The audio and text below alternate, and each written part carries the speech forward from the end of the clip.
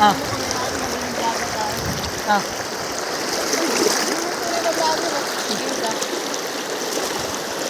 Sarap bago ito. Sarap umiga.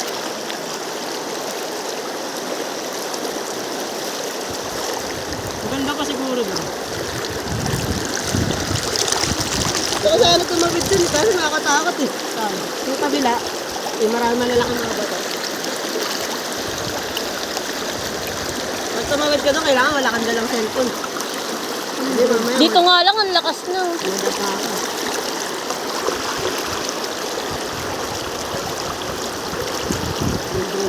Sarap no, parang ang minamassage. Doon sa pinaliguan natin, masip no? Kalmado lang. Sarap maligo talaga.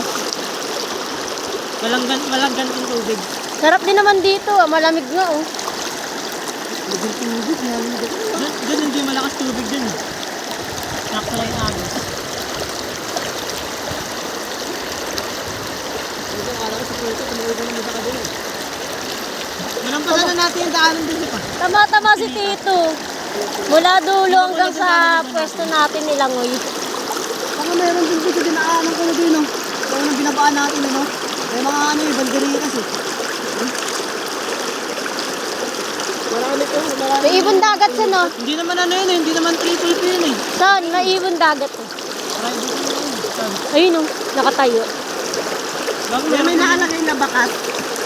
Bakas trader. Maganda rin din. Pero tuloy yun, ano nakain ah. Saan May pa ganyan da- bitbit? May ganyan dati kala ano eh, kala... Sep, saan bitbit? Kala dito Yung wala. tulay na pinagintaan natin, yung tulay na ano.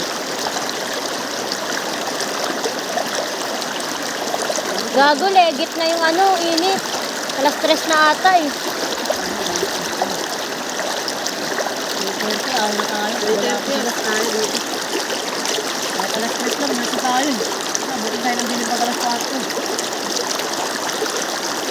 Baka ko mga kasama.